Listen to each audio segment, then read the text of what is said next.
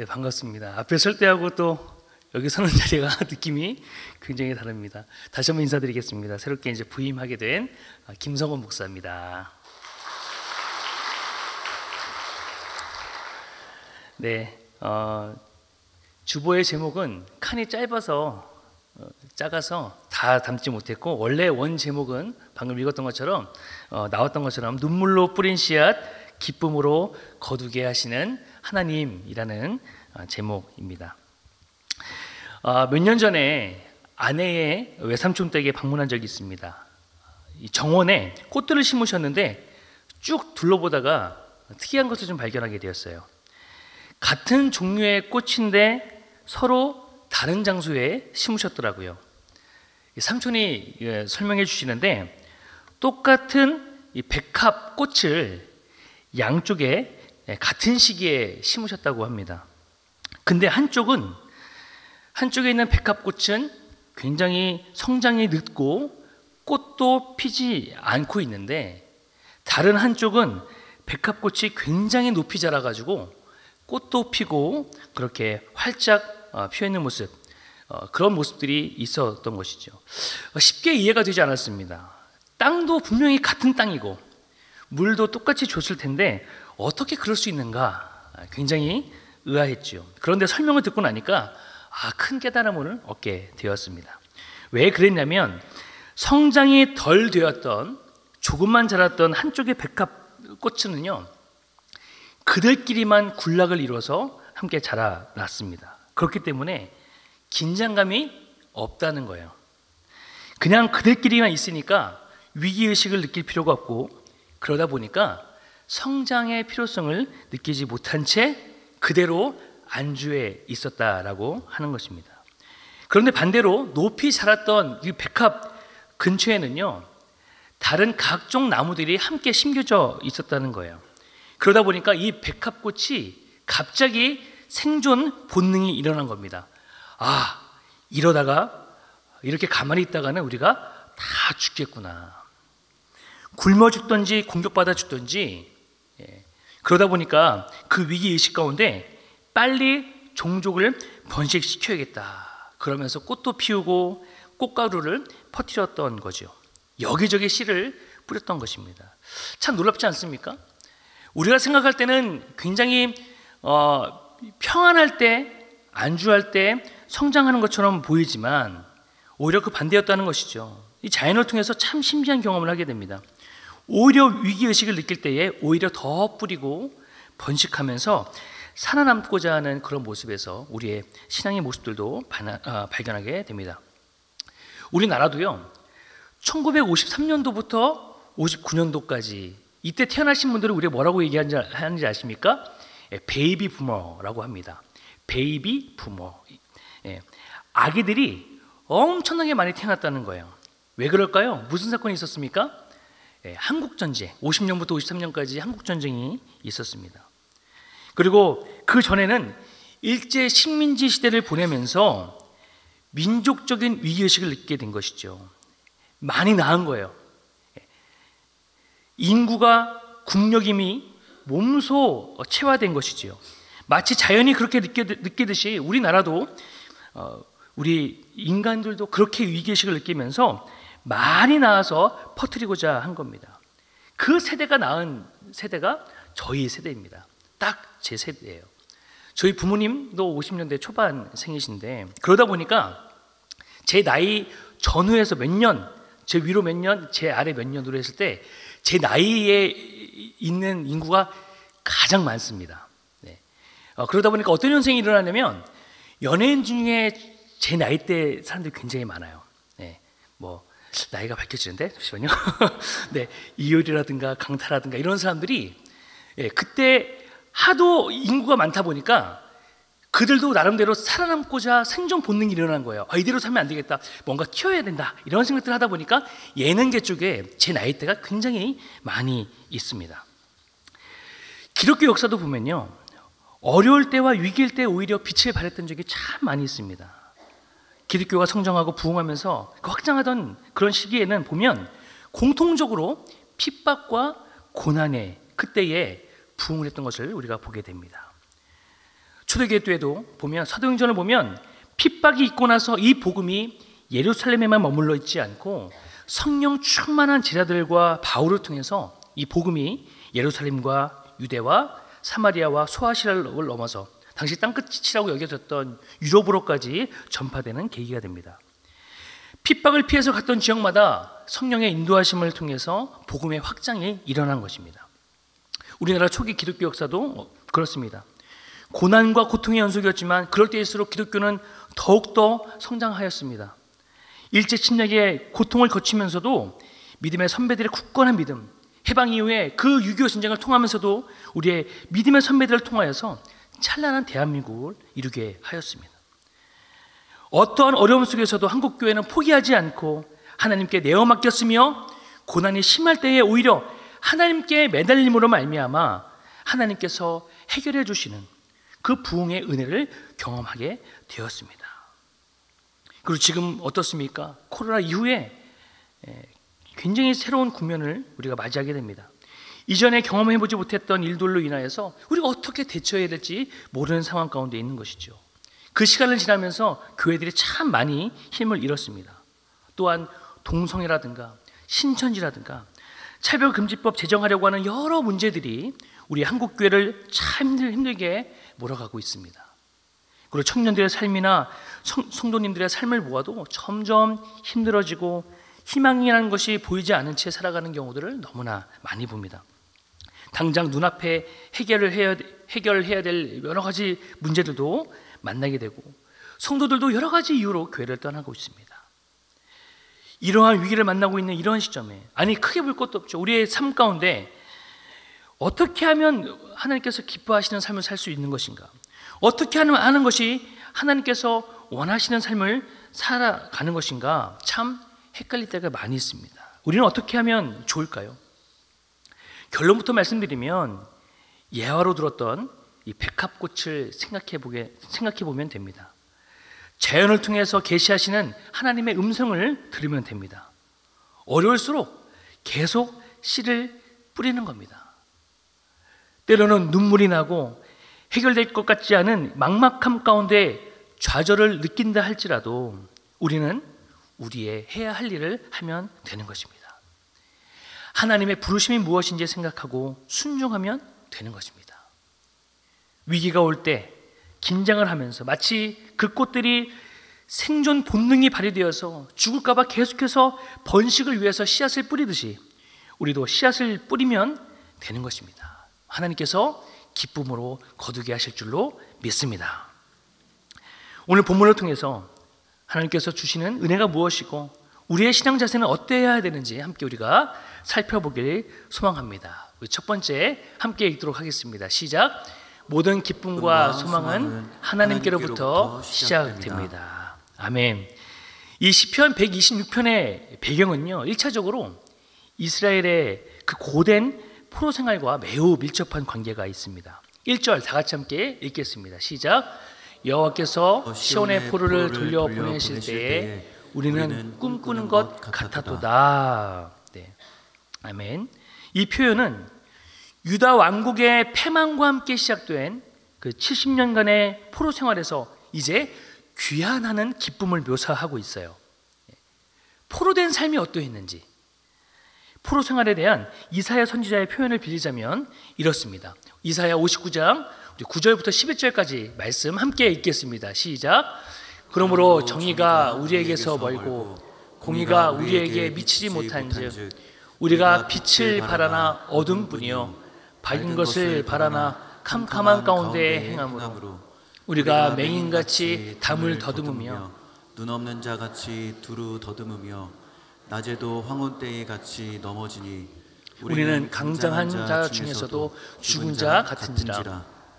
우리가 곰같이 부르짖으며 비둘기같이 슬피 울며 정의를 바라나 없고 구원을 바라나 우리에게서 멀도다. 아멘. 이렇게 묘사합니다. 포로된 삶에는 그 어떠한 소망과 희망도 없다는 것이지요. 본인들이 구원을 바라고는 있으나 본인들 손으로 구원할 수 없는 자 같은 그러한 맹인에 비유하면서 아무것도 할 수 없는 존재로 포로된 삶을 묘사합니다. 그러한 삶을 살고 있는 그때에 하나님께서 포로의 삶을 해방시켜 주셨으니 얼마나 기뻤겠습니까? 얼마나 기뻤는지 이 기쁨이라고 하는 이 기쁨이라고 하는 단어가 2절과 5절과 6절에 계속해서 반복해서 나오게 됩니다. 우리나라도요, 1945년 8월 15일 거리 곳곳에 벽보가 붙었다고 합니다. 정오에 중대한 방송이 있으니 라디오를 꼭 청취하라는 그런 벽보였습니다. 그 정오 방송을 통해서 일본 천황이 무조건 항복한다라는 성명이 발표되었고, 우리 대한민국은 그 시간부터 해방이 되었습니다. 길거리에서 처음 만나는 사람들마다 함께 기뻐하며 함께 악수하고 끌어안다시피 하면서 함께 기뻐했다고 합니다. 이때를 회상하면서 어떤 노인들은 이렇게 얘기합니다. 마치 우리가 꿈을 꾸고 있지 않나 하는 생각이 들 정도로 기뻤다, 이렇게 전합니다. 마찬가지로 포로 생활에서 돌아온 이스라엘 백성들이 이러한 마음 상태가 아니었나 생각해 봅니다. 아니, 더했을 수도 있죠. 우리는 36년 일제 치하에 있었지만 이 이스라엘 백성들은 70년 동안의 포로 생활을 통해서 돌아왔으니까 이 백성들은 물론 이 시편 126편 기자도 역시 너무나 기뻐서 마치 꿈꾸는 것만 같았을 것입니다. 무엇보다도 이 포로 생활의 고달픔에서 해방되었다는 그 기쁨도 큰 기쁨이지만 그들의 고향 이스라엘 땅으로 귀환한 것은 이제 하나님의 심판이 끝났다라고 하는 구원의 징표였기 때문에 더욱더 그 기쁨이 컸을 것입니다. 그렇기 때문에 그들의 입에는 웃음이 가득하고 혀에는 찬양이 찼었고 그들의 기쁨은 헤아릴 수 없었다라고 표현합니다. 그런데 우리가 기억해야 될 것은 이 일을 누가 하시느냐. 1절과 3절 우리 상반절의 말씀 함께 읽겠습니다. 시작. 여호와께서 시온의 포로를 돌려보내실 때에 3절 여호와께서 우리를 위하여 큰 일을 행하셨으니. 아멘. 이 구절들에서 우리가 알 수 있듯이 시온의 포로를 돌아오시게 하는 주체가 누구라고 소개하고 있습니까? 바로 여호와 하나님, 이렇게 얘기하고 있습니다. 그것은 그들의 기쁨과 소망이 하나님께로부터 시작되었다는 것을 말해주고 있습니다. 다른 사람이 아닌 하나님의 은혜로 전혀 예측하지도 또한 기대하지도 못했던 이 포로 귀환이라고 하는 이 엄청난 기적이 일어난 것입니다. 당시에 전성기였던 이 페르시아, 이 바사와 비교했을 때 정치 군사적으로 너무나 보잘것없던 유다가 이 포로 생활을 끝낼 수 있었던 것, 이것은 절대적으로 하나님의 은혜인 것이죠. 겉으로 볼 때는 이 바사왕 이 고레스의 칙령 때문으로 보일 수 있지만 그 배후에는 하나님께서 일하시고 하나님께서 역사하셨다는 것을 우리가 잘 알고 있습니다.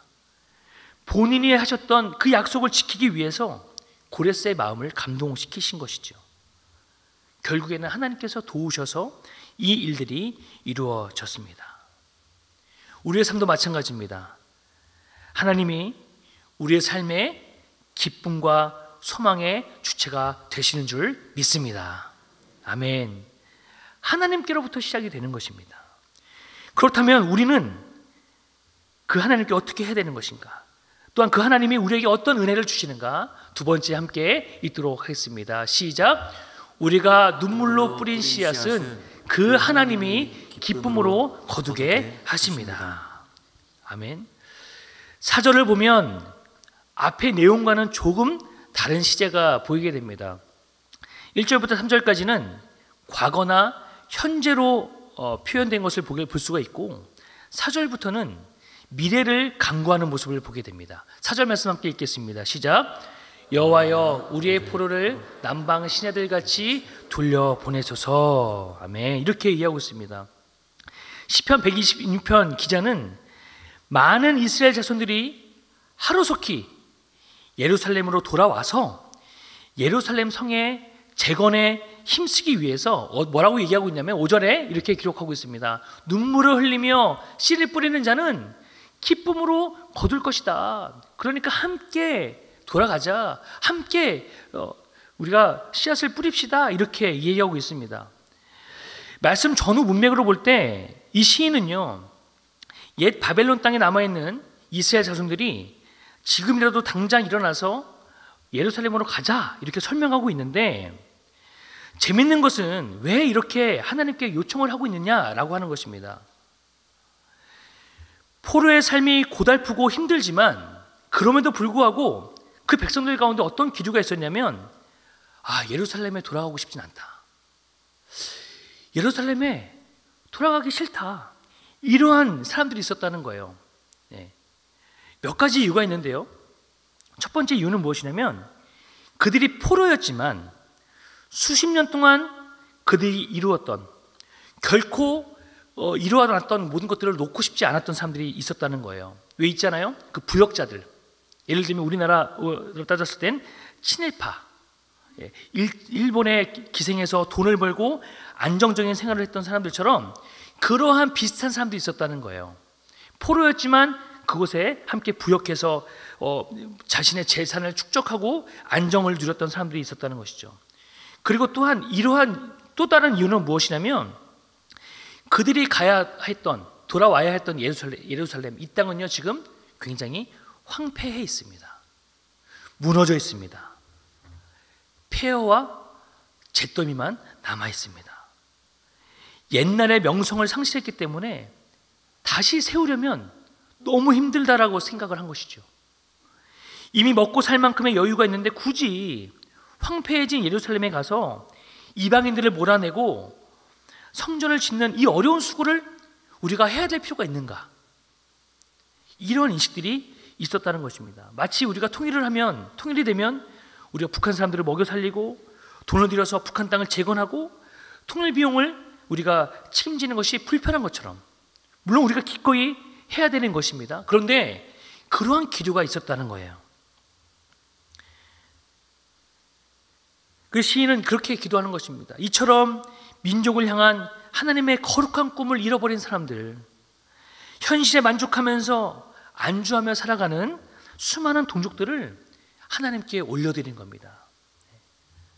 마치 우기 때에, 비가 많이 내릴 때에 네게부 지역의 강들이 가득 흘러 넘쳐서 예루살렘 땅에 하나님의 백성들이 가득 차고 넘치기를 간구하고 있는 것이죠.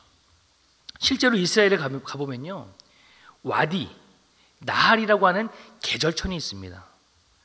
평소에는 굉장히 건기라서 땅이 바짝 말라 있습니다. 그래서 평소에는 길 같기도 하고 그냥 말라 있는 파인 길처럼 보입니다.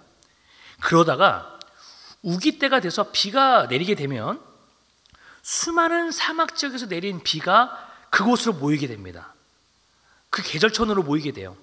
그리고 이때 남쪽 지역에 홍수가 나면서 몇 시간 만에 그 지역에 갑작스럽게 급류가 형성을 하게 되면서 시내를 이루게 되는데, 이것이 바로 남방 시내라고 하는 것입니다. 특히 이 지역에 이 100년에 한 번씩 엄청난 양의 비가 내려서 이 광야 지역에 홍수를 이룰 때가 있다라고 합니다. 그곳이 황량한 사막이었나 싶을 정도로 아주 큰 홍수를 이루게 되는데, 이 시편 기자는 지금 그것을 보면서, 그것을 생각하면서 묘사하고 있는 거예요. 주님, 이렇게 하나님의 꿈을 잃어버리고 하나님의 사역들을 감당하길 주저하는 사람들에게 이러한 은혜를 주십시오. 이 백성들이 이러한 남방 시내들 같이 그렇게 하루속히 예루살렘에 와서 함께 하나님의 꿈을 이루고 하나님의 성전을 세워나가는 그 꿈을 이루게 해주십시오, 간구하고 있는 것입니다. 이스라엘 백성들에게는 이와 같은 꿈이 있었습니다. 하나님께서는 이 포로로 붙잡혀서 조국을 떠나는 백성들을 향해서 이사야와 같은 선지자를 통해서 반드시 돌아오게 하실 것이다, 회복시켜 주실 것이다 약속해 주셨습니다. 그런데 시간이 지나고 상황이 변하게 될 때에 희망의 꿈으로 가득 찼던 그들의 마음이 식어지고 그들은 현실에 안주해 버리고 말았습니다. 그렇기 때문에 시편 기자는 오늘 이렇게 간구하는 거예요. 비록 예루살렘이 지금은 어렵고 힘든 고통과 고난의 장소이지만, 농부가 씨앗을 뿌리듯 피와 땀과 눈물로 예루살렘의 재건을 위한 씨앗을 뿌린다면 하나님께서는 반드시 기쁨의 열매를 얻게 하실 것이다 라는 그 확신이 있었던 것이죠. 사랑하는 성도 여러분, 이것을 우리의 현실 가운데 적용시켜 보아야 합니다. 오늘날 우리 한국교회를 보십시오. 사람들 입에서, 아니 우리 스스로의 입에서도 이제 한국교회의 성장은 멈췄다, 만일을 떠나고 있다, 서구 교회가 겪고 있는 어려움들을 우리도 겪게 될 것이다 라고 얘기하고 있습니다. 그러나 여러분, 하나님은 이스라엘 땅과 같이 먼지와 잿더미뿐인 땅에서도 눈물로 씨앗을 뿌리는 자들의 수고를 헛것으로 돌리지 않으시고 반드시 하나님께서는 열매를 거두게 하실 것입니다.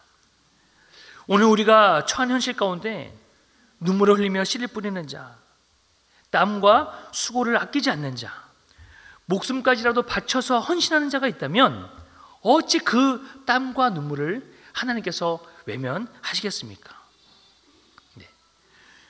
아멘. 그렇습니다. 우리는 하나님 사랑받기 위해 태어난 사람이고, 네, 주님의 마음을 전하는 자들입니다. 아멘. 감사합니다. 예배를 사모하면서 주님 앞에 예배드리고 이렇게 예배의 제단을 쌓는 것, 이 평일 시간에 나와서 함께 예배드리는 것 결코 쉬운 일이 아니죠. 복음 전하는 것, 기도하는 삶, 찬양하는 삶, 요즘 같은 시대에 참 어려운 일입니다. 마치 눈물로 씨앗을 뿌리는 것과 같습니다. 그러나 감사하게도 그러한 귀한 손길들을 통하여서 하나님께서는 반드시 그러한 사람들, 진실하고 의로운 성도들의 기도와 눈물을 보시고 이 땅을 회복시키시고 우리의 가정을 회복시키실 줄 믿습니다. 아멘. 마지막은 이것입니다. 우리의 신앙 가운데 약속을 붙잡고 함께 이렇게 선포했으면 좋겠습니다. 함께 읽겠습니다. 우리는 계속 포기하지 않고 씨앗을 뿌려야 합니다. 아멘. 6절 말씀 함께 보겠습니다. 시작. 울며 씨를 뿌리러 나가는 자는 반드시 기쁨으로 그 곡식단을 가지고 돌아오리로다. 아멘. 이 6절 말씀은 5절 말씀의 반복입니다. 그런데 여기서 울며 씨를 뿌리러 나가는 이 단어는 어떤 동작의 계속됨을 얘기하고 있는 거예요. 씨를 뿌리러 나가는 행동 자체가 지속적이고 반복적으로 해야 되는 일이고, 어떨 때는 비가 오지 않을 때가 있죠. 그럴 때도 나가는 겁니다. 언제 비가 올지 모르지만 나가서 뿌리는 일이고, 때로는 눈물이 날 정도로 고된 일이다 라는 의미를 내포하고 있습니다. 그러나 시인은 그럼에도 불구하고 결코 포기하지 않고 인내로서 그 일을 감당할 때에 반드시 그 단을 가지고 돌아오게 될 것임을 말하고 있습니다. 시인은 이러한 사실을 확신 있게 강조하기 위해서 앞절에서 사용하지 않았던 반드시라는 단어를 함께 사용합니다. 우리는 모두 농사를 짓는 그 농부의 마음으로 각자의 자리에 함께 서 있습니다. 어떤 때에는 결과가 불보듯 뻔해서 참 막막할 때가 있습니다. 때로는 그 일이 얼마나 힘들고 얼마나 어려운지 알면서도 시작해야 할 때가 있는 것이죠. 망설일 때도 있는 것입니다. 하지만 하나님께서 주신 분명한 꿈을 가지고 농부의 심정으로 열심히 씨를 뿌리고 땀을 흘려서 수고하는 성도의 삶, 그 인내의 삶을 살아갈 때에 하나님께서는 우리로 하여금 기쁨의 단을 거두게 하실 줄 믿습니다. 내일 특별히 수능 시험이 있습니다. 아이들도 얼마나 그동안 고생하면서 공부했겠습니까? 한 번의 시험으로 인해서 인생의 진로가 갈릴 수 있는 그러한 냉엄한 그런 현실 앞에서 얼마나 많은 시간 눈물로 씨를 뿌리듯이 공부하면서 시험을 보게 됩니까? 부모들은 어떻습니까? 자녀들을 위해서 정말 내일만큼은 아마 하루 종일 자리를 뜨지 않고 기도하는 시간을 갖게 되겠지요. 아마 그동안 계속 기도해 왔습니다. 그렇게 눈물의 기도로 키운 자녀, 우리가 걱정하지 말아야 될 것은 그렇게 눈물로 키운 자녀는 시험의 결과와 상관없이 또 원하는 학교에 당락과 상관없이 눈물의 기도를 먹고 자란 자녀들은 하나님께서 책임져 주실 줄 믿습니다. 그 기도를 통해서 우리의 다음 세대가 살아나게 될 줄 믿습니다. 바라기는 함께 그 자리를 함께 채워주셔서 함께 기도하는 우리 귀한 성도님들 다 될 수 있었으면 좋겠습니다. 우리에게는 품앗이, 상부상조의 정신이 있지 않습니까? 간절한 이때에 그 자녀들을 위해서, 그 성도님들을 위해서, 성도님의 자녀들을 위해서 함께 간절히 기도해주면 그분들이 나중에 우리의 자녀들을 위해서 함께 기도해 주시지 않겠습니까? 꼭 그런 것이 아니더라도 우리 믿음의 다음 세대 귀한 아이들은요, 우리 교회가 함께 키워나가고 함께 자랄 수 있도록 우리가 도와줘야 한다는 것이죠. 이럴 때 우리가 그것을 실천하는 계기로 삼았으면 좋겠다라는 생각들이 듭니다. 말씀을 맺고자 합니다. 사랑하는 성도 여러분, 우리는 끊임없이 그 농부의 심정을 가지고 기도의 씨앗, 또 말씀의 씨앗, 은혜의 씨앗, 복음의 씨앗, 예배의 씨앗, 사랑의 씨앗, 또 재정의 씨앗을 뿌려야 할 줄로 믿습니다. 끊임없이 하나님의 약속의 말씀을 붙잡고 귀한 씨앗을 뿌려 나가야 하는 것입니다. 힘들지만 그래야 합니다. 처음 말씀드린 그 백합처럼 살려면 멈추지 말고 어떤 어려움이 올 때라도 계속해서 부흥과 번성을 위해서 나가야 하는 것이죠. 그래야 나도 살고 가정도 살고 교회도 살고 이 사회도 살고 이 나라도 살게 되는 줄 믿습니다. 눈에 보이는 것이 아무것도 없고 심지어는 절망스러운 현실이 우리의 눈앞에 펼쳐진다 할지라도 희망을 잃지 않고 정직하고 진실한 땀과 수고의 열매, 그 수고의 가치를 함께 믿으시길 소망합니다. 땀과 눈물은 거짓말하지 않는다라는 말이 있지요. 비록 지금 그 행동이 무의미해 보이고 무가치해 보일지라도 능력의 하나님께서 반드시 그 열매로 우리를 보게 하실 줄로 믿습니다. 이런 위로와 축복이 함께 있기를 주님의 이름으로 축복합니다. 마지막으로 이 말씀으로 여러분들을 축복하며 마무리하고 싶습니다. 네, 갈라디아서 6장 9절 말씀입니다. 함께 읽어볼까요? 시작. 우리가 선을 행하되 낙심하지 말지니 포기하지 아니하면 때가 이름에 거두리라. 아멘.